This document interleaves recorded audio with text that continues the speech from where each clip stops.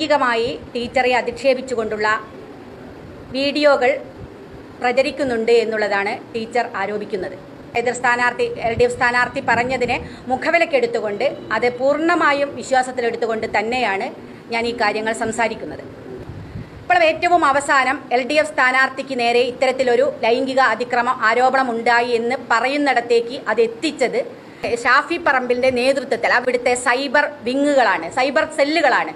എന്തുകൊണ്ട് ഇതുവരെ ഒരു നടപടിയെടുക്കാൻ സാധിക്കാതെ പോയി എന്നതിനാണ് ഇപ്പോഴും ഇത് തുടരുന്നുണ്ട് എന്നുള്ളത്.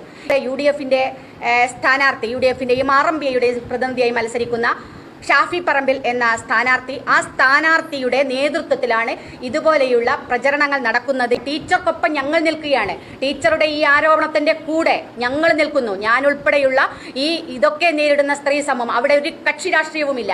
ഞങ്ങൾ ഈ വിഷയത്തിൽ ഒന്നിച്ച് ഒറ്റക്കെട്ടായി നിൽക്കുന്നു. ഇത് തെരഞ്ഞെടുപ്പ് അട്ടിമറിക്കാനുള്ള ബോധപൂർവമായ ശ്രമമാണ്. ഏറ്റവും അവസാനം ഇങ്ങനെ പറയേണ്ട ഒരു സാഹചര്യത്തിൽ CPMന്റെ ഒരു നേതാവ്, വനിതാ നേതാവ്, മുൻ മന്ത്രി, കേന്ദ്ര കമ്മിറ്റി അംഗം ഒക്കെയായ ഒരാളാണ് ഇത് പറയുന്നത്.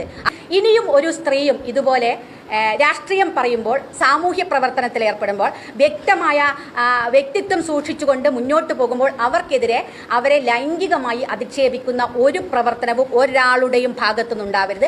ആരുടെ ഭാഗത്തുനിന്നുണ്ടാണോ ഉണ്ടായത് അവരെ നിയമത്തിന് മുന്നിൽ കൊണ്ടുവരാൻ ആവശ്യമായ നടപടി പോലീസ് സ്വീകരിക്കണം.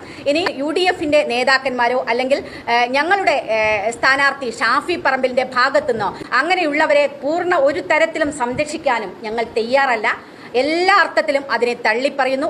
അതുകൊണ്ട് ഇത് ഷാഫി പറമ്പിലിന്റെ അറിവോടുകൂടിയാണ്, ഷാഫി പറമ്പിലാണ് ഇത് ചെയ്തത്.